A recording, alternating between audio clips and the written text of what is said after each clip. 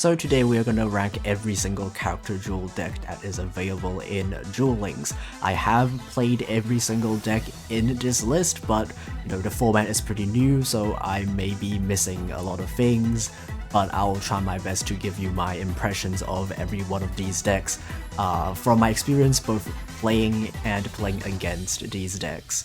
And I won't be focusing on too much on non-engine because every single deck can theoretically play the same non-engine, and a bad deck playing non-engine will still not beat a good deck playing the same non-engine, right?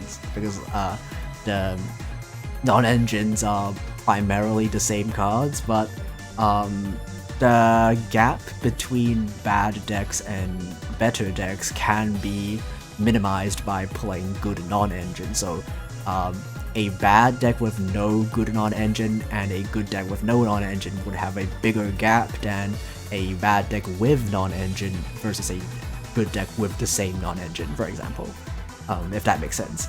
And also, before I actually begin the rankings, I just want to say that every single deck in the format are fun to play against. So there isn't really a single deck that feels unfair or unfun to play against, unlike Speed right now, which when you play against FTKs and Floodgates, you just want to uninstall the game, but it is not the case in character duels, which is a really good thing, and because the decks aren't that big in difference in power levels, ultimately, just play what you like. If you want to play a specific deck that you want in character duels, just go ahead and play it, because character duels itself isn't really a competitive game mode anyway, so there really isn't a penalty or anything for losing, so just play whatever you like, and you can win with any deck on this list. So with that said, let's begin with the actual rankings. First is Dark Magician. I'll put this in B tier. Dark Magician is basically a 2022 deck. That's when the deck played this way back in Speed. I'll also try to do the same for every single deck on this list because all of them have been meta viable at some point in Speed with a very similar playstyle as the one that is played in character duels. So that kind of gives you kind of a sense of how outdated the strategy is, and just the power level of the strategy in general. So Dark Magician, back in Speed when people actually played the deck the way that it is played in character duels, it's just with balance or sealed tombs. They do pretty much the same thing of Dark Magical Circle, add navigation, and then just use navigation on your opponent's turn, banish a card, the next turn you have a Spell Trap Negate in the graveyard. So the Spell Trap Negate isn't really that good in character duels because there aren't really really powerful spell traps that you really want to negate, because most decks don't really have broken spell traps and mostly are just generic staples like MST or Book of Moon. But the main issue with Dark Magician is that it's pretty slow, because the main way that you are summoning your monsters is with navigation, and navigation is a trap. Even though it is kind of helped by the fact that the skill lets you set navigation from your hand and activate it the same turn if your opponent has a monster, you still have to hard draw the Magician's navigation, because the skill automatically triggers at the beginning of your main phase, so you need to have it at the beginning of your turn, otherwise the skill will not trigger and you won't be able to activate the trap the turn that it is set. So let's say you open with Magician's Rod, that will not work because you have to normal summon the rod before you have the navigation in your hand. So the skill only kind of partially solves the slow issue, and even then the deck is still pretty slow and too reliant on pretty much exactly navigation to do any meaningful plays. And you also need to have Dark Magical Circle set up, so you need both Magical Circle and Navigation and a Dark Magician in your hand for this entire thing to work, which is quite a bit of requirements for your deck to actually get going. And even then, Dark Magician itself doesn't really have a lot of attack, and it kind of is supplemented by the Apprentice Illusion Magician that you summon alongside it, but that's limited to 1 and it's only a 1-time attack boost. So overall you'll find yourself in a lot of situations where Dark Magician just simply does not have enough attack to beat over your opponent's stuff. And the other thing is that the Dark Magician deck doesn't really have a good upgrade either, because mainly the upgrade is the Eye of Timaeus, and then you can play the Dark Magician fusion monsters which have more attack, it has better effects, but the issue with that is that Eye of Timaeus is just not a good card. It is not a card that is searchable with Magician's Rod or Dark Magical Circle because it doesn't mention Dark Magician. So you kind of basically have to hard draw the Timaeus alongside your already ongoing combo, so it's more like a one more card than a card that actually solves the issues of the deck. But having access to the Dark Magical Circle Banish is still a really good form of removal, and that's why it is still at least in B tier. Next is Blue Eyes. Blue Eyes is A tier. And some people might argue it is S tier, but I would say A tier is pretty good. Blue Eyes basically plays like how it is played in 2023, so the era where we have a single copy of Alternative White Dragon, and we were playing the Ultimate Dragon skill, which adds poly to our hand, which is pretty similar to how the deck is played in Character Duels.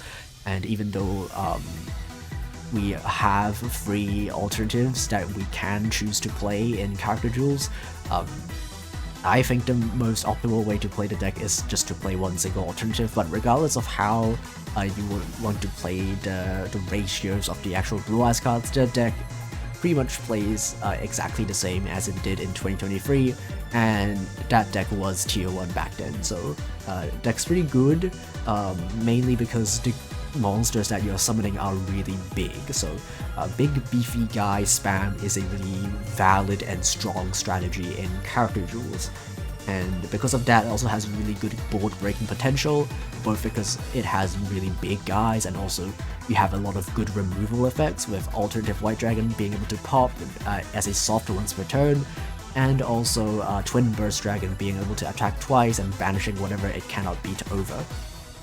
And the thing about Blue Eyes is that because it is such a big beefy guy beatdown strategy, it's kind of really difficult to interrupt them from what they are trying to do. Sure, you can maybe stop them from making Blue Eyes Spirit Dragon, but if you are going second, making Spirit Dragon isn't really that big of an issue, because you can just make alternative, make Twin Burst, and you can just punch and win the game, so not have too big of a deal that your synchro plays get interrupted, because the deck mainly is focused around just summoning big guys and attacking, so stuff like Book of Moon aren't very effective against the Blue Eye strategy. And when you're going first, the deck also has access to Spirit Dragon, which can tag out to Azure Eye, Silver Dragon, and that gives you really strong follow-up and protection, because Azure Eyes protecting your Blue Eyes monsters makes it pretty much impossible for most decks to get rid of, especially if you have multiple big Blue Eyes monsters. Maybe they can beat over one of them, but if you have 2 or 3 of them, they can't beat over every single one of them. And when you give them targeting and effect destruction protection, it is pretty much impossible to get rid of them once you have the board set up. And also not to mention that the deck, one of the biggest strengths of the deck, other than the strategy being good itself, is the access to a draw spell. A draw spell is really good in this format because you're playing with 20 card decks and you want to see specific non-engine, and the draw spells can help you get into that. And one of the non-engines that is really good in this deck that other decks cannot play is Hallowed Life Barrier, because Hallowed Life Barrier is limited to 2, and in case you're wondering, you cannot play limited cards in the decks that isn't the deck that they are already included in. So Automat can play Hallowed Life Barrier, Blue Eyes can play Hallowed Life Barrier because their decks already include 2 copies of Hallowed Life Barrier, but other decks that don't already have it in their deck cannot play Hallowed Life Barrier, for example. So that's another strength that the deck has, which really complements the beatdown strategy as well, because it helps you survive your turn, it discards your white stone, and then you can just survive and then just beat your opponent to death next turn with your big beefy blue eyes. And then the white stone that you discarded also offers you pretty good follow-up, because you can summon from deck during the end phase, and then during your next main phase you can add stuff back from the graveyard, and then you can summon more alternative white dragons, for example. So overall a pretty well-rounded deck, but isn't S tier because it has some consistency issues, just like the deck back in the day. You need to draw really good in order for the deck to pretty much do its full potential. Otherwise, you might end your turn with a single vanilla on the board, which isn't very good.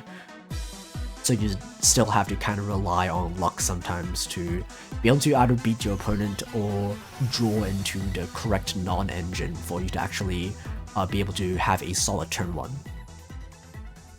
Next is Red Eyes. Red Eyes is, no surprise, a really bad deck. I don't think there is another deck worse than Red Eyes. Red Eyes is at D tier. Red Eyes is literally a 2017 deck, because the deck aims to make Red Eye Slash Dragon, and that card is from 2017. That card, you know, it was meta, I guess, back in the day in 2017, but when you look at the year now, it's 2026, come on. Making Slash Dragon, that is like the worst, literally the worst win condition out of everything you have in this list. And the card you make Red Eye Slash Dragon with is terrible, like, because Red Eye's Fusion locks you from summoning anything else during the turn you activate this card. Your game plan with this deck is basically just summoning a single guy that is released in 2017. And if you go first, you can't even equip it with warriors in the graveyard, and you can only equip it with the black metal dragon that you can't even search. You have to hard draw it because it's not a Red Eyes card. And if you go second, there's like pretty much every single generic back row counters this card. You can pop the equip with MST, banish it with Cosmic, you can use Forbidden Lance or Forbidden Chalice, or you can just flip the monster face down, you know, pretty much everything beats it.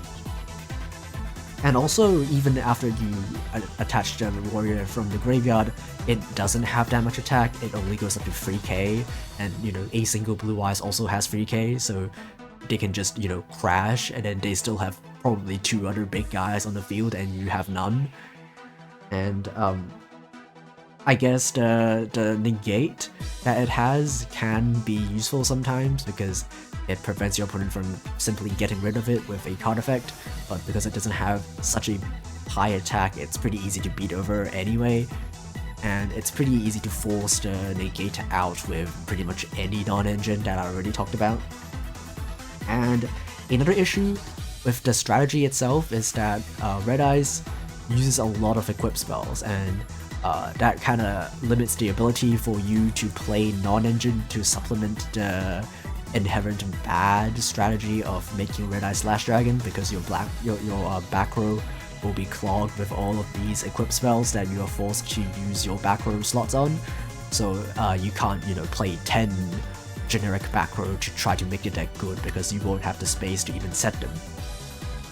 And Red Eye's Fangwith Chain is a searchable trap that you play in this deck. First of all, it just, again, clogs more space, because you need the space for both the chain and also the card that you will equip with the chain itself. And second of all, just like, why is it limited to 1? Come on, the card isn't even that good. The card, it won't even be that good if it's completely unlimited, but now that it's limited to 1, it's even worse. And that card itself is super easy to counter. Literally every single quick play spell counters it. Like, you can pop it with MST, Forbidden Lance, you can Book of Moon the equipped target so that the Fangwith Chain goes to the graveyard, you can pop the equipped monster with offerings, you know, just anything beats it. Right, so really there isn't really a reason to play Red Eyes right now. It's clearly the worst deck out of all of them. So unless you're like a really big Red Eyes fan, I really don't see a reason to play this card. Alright, so next up is Neos. Neos is... it's okay, it's like C tier. So Neos is also a pretty outdated strategy because all you do is make Neos, like the Neos fusion monsters, and those fusion monsters aren't very good. Like, that may be a legit strategy back in 2019 when Neos fusion just came out. I mean, making Brave Neos over and over again might win you some games, but it's not that good because ultimately Brave Neos is just another big guy. Right, it's slightly better than Red Eyes because, you know, the fusion monsters do more than Red Eye slash Dragon. You know, some of the Neo-Spatian fusion monsters have pretty decent effects, but it's all hindered by the fact that you can pretty much only make one fusion monster per turn because Neo's fusion stops you from special summoning after you use it. And I guess once you have your Graveyard set up, you can use Miracle Fusion and then Neo's Fusion afterwards, so that is like 2 fusion monsters instead of 1, but you need a turn of setup to actually get the Neos to the graveyard, otherwise you can't even activate Miracle Contact. So that's like a thing that you have to kind of slowly set up across multiple turns, and before then the deck doesn't really do too much. And the cards that you send to the graveyard aren't that good either. Like, it's pretty much only Necro Gardener, and it, you know, blocks an attack. That's cool, I guess. Not too much to say about the deck just doesn't do enough. And compared to the other decks that, for example, Blue Eyes, which is able to pump out a lot of high attack monsters, which all of them have good effects, Neos is just a bit too slow, and the effects aren't good enough to kind of justify how slow the deck is. Alright, next deck is Cyber Dragon. Cyber Dragon is a deck that I've played a lot. It's my favorite deck out of all of them, and I would say it's like a low A, high B. So Cyber Dragon is a pretty interesting deck because there are multiple ways you can play the deck. You can play it as a high ceiling OTK strategy with triple fusion gate, you know, like the deck in 2021 when people were playing Proto Cyber style, and then summoning a bunch of Proto Cyber Dragons and then just beating your opponent to death with 10 billion damage. Or you can play a more back row heavy version that is focused on just using Overflow over and over again to blow up your opponent's board. So in both cases, the issue with this deck is that it's really broken if it works, but sometimes the deck just loses to itself. It's a really high roll gambly deck. So if it works really well. If it doesn't, it's really bad. So Overflow, Cybernetic Overflow, which is a trap card, it's by far the best interruption in the entire format. There isn't a single other card that impacts the board as much as this one single trap does. It pops multiple cards, it's non-targeting, and even if it's popped by MST, you can still chain it, and then also use the second effect when it's popped to add follow-up. It's a phenomenal card, but it sometimes just does not win you the game against some decks with either protection on their monsters or decks that can just play through the pop. Something like Neos, which can tank the pop, or Blue Eyes, which is fine if you pop some of the big guys because they can spam more big guys than you have overflows. Or maybe a deck that you play against just hard drew a Forbidden Lands. Like, there are still ways for decks to kind of play around this really strong trap card, and if they do, you are kind of in a really bad spot because you still need an actual way to win the game after you clear the board with Overflow, because the Cyber Dragon main deck monsters themselves don't do a whole lot. You're forced to always have a way to fusion summon in order for you to actually win the game. So popping your opponent's stuff with the trap card is only step 1. You need step 2, and sometimes you don't get step 2 because the deck isn't really consistent enough to guarantee that you always have access to both a way to clear your opponent's board and then go for game. Because it doesn't have like a consistency skill like some of the other decks in this list do. And if you play the Fusion Gate version, it kind of solves the issue of the deck not having enough offensive output, because otherwise you're just forced to use Cyber Load Fusion, make a single fusion monster with 2100 attack, and hope that's enough. But if you play Fusion Gate, you can make multiple fusion monsters, usually at least 2, sometimes even 3, and you can pretty easily make higher attack fusion monsters as well, like Cyber Twin, Chimera Tech Rampage, or even Cyber End to beat over bigger guys than your Rampage Dragon can handle. But that kind of relies you to open Fusion Gate, which is an unsearchable field spell. And if you don't draw Fusion Gate, the OTA potential of the deck drops pretty hard. And also if you don't draw Fusion Gate, it's a lot harder to make the actual big fusion monsters with high attack, and you're kind of stuck with Rampage Dragon, which only has 21, which is not a lot, and pretty much every other deck has a boss monster that has more than 2100 attack. 2100 attack is the lowest of all of the attacks of the boss monsters on this list, so you're kind of forced to either draw Fusion Gate or draw non-engine, and hope your opponent doesn't have an answer to those as well. But as I said, the deck either wins really hard if you draw the right cards, or face the right matchup, or the deck loses hard. But ultimately, I do recommend this deck if you're trying to just win or lose games quickly, or just like grind respect orbs in like the least amount of time. And this is a pretty good deck to do this. But let's move on to Stardust. Stardust is, I think, a B tier deck. It is better than things like Neos because it does have synchros with okay effects. Like it's pretty much a 2023 deck without the good cards, right? It's Shooting Star Road, but you can't make Shooting Star Dragon, so the thing you're making is what, Junk Destroyer, Junk Archer. Those are pretty okay cards for going second. It removes your opponent's cards, but an issue with this deck is that those monsters don't have a lot of attack. So Junk Destroyer has 26, Stardust has 25, and Junk Warrior has 23. And the turn 1 setup of this deck is also pretty bad. The skill sets the trap to your field, which pops a card on the field when you have Stardust, and that's about it. That's pretty much all you do on turn 1, is that you normal summon Junk Synchron, you do the combo, you set the trap, and then you hope that you draw it alongside some other non-engine, and then you just pass with a single pop and a 2500 attack, basically vanilla. And that's not very good. A lot of decks can play through a single pop with no problem. So the deck will be in a pretty rough spot if it's unable to find the other non-engine, which I guess the deck does have quite a bit of non-engine space because the deck is filled with 1-card combos, but you still have to rely on actually drawing those non-engine to actually have a solid plan going first.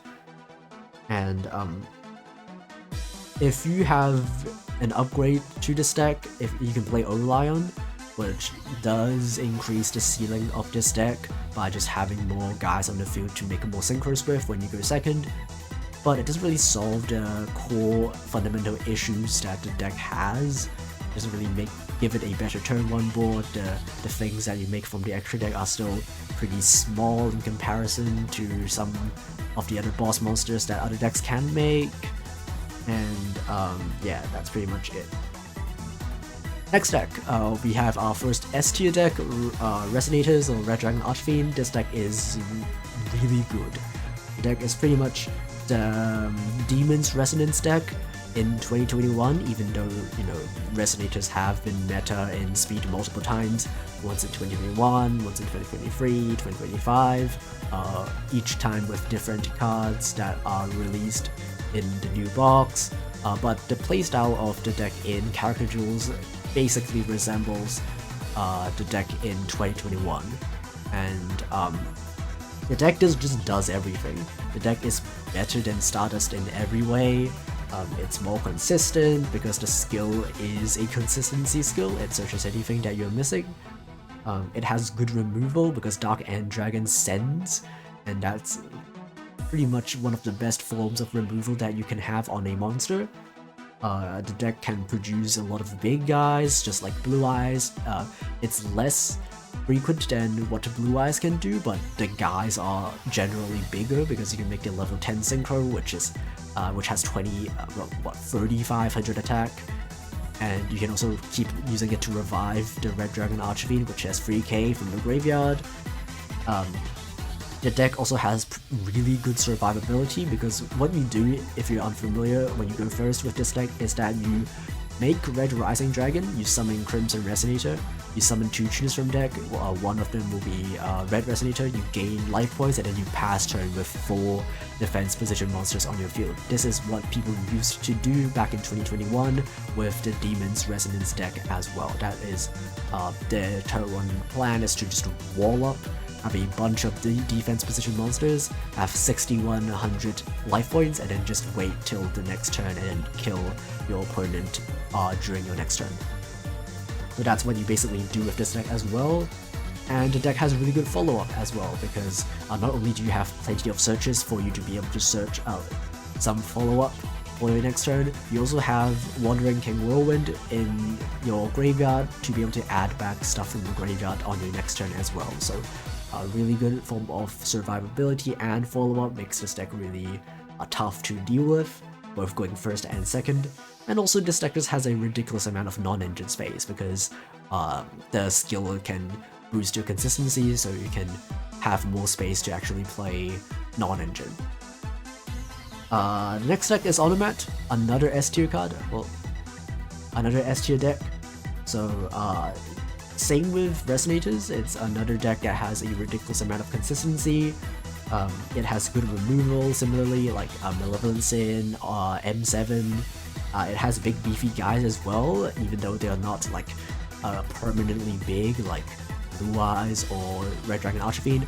They have effects that boost their attack to a really high amount, like a Utopia plus double or nothing, or Excalibur can go up to 4k. So you can pretty much beat over anything that your opponent has. And one thing that Automat has that Red Dragon Archfiend doesn't have is a draw spell. The draw spell of Automat is really good, and not only that, it also has access to Howled Life Barrier, which is a card that I've talked about already in Blue Eyes. It's less good in Automat because in Blue Eyes you can discard Whitestone, and that's really good, and also Blue Eyes in general is just a more aggressive deck that can make use of the turn stall that the Howled Life Barrier gives you. In Automat it's less good, but it's still useful. And if you want, you can replace it with non-engine, because the deck does have quite a bit of non-engine space, not as much as the Red Dragon Archfiend deck, but still quite a bit. And also you have the draw spell to help you draw into those non-engine. So a common way to play this deck, which I think is probably the best way to play it, is instead of playing back row interruptions like Book of Moon or Phoenix Chain or whatever, or Raigeki Break, you play as many back row pops as possible. So what you do on turn 1 is just you put a bunch of monsters and end your turn and try to stall. And then on turn 2, like on your next turn, you try to use your back row removal, you use your draw spells to draw into your back row removal, remove your opponent's back row, and then you just keep making your Xyz monsters. And those Xyz monsters have really good monster removal. So when combined together, you remove every single card your opponent has, and then you can just beat your opponent and win. So yeah, if you want to consistently win games in this format, these two decks are the ones to pick from, in my opinion. And finally, we have the Shark deck, which I'll put in C tier.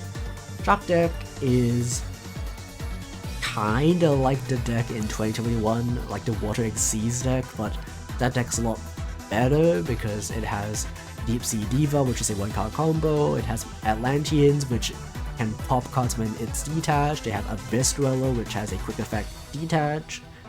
And Territory of the Sharks is just a really good skill that the deck has in speed.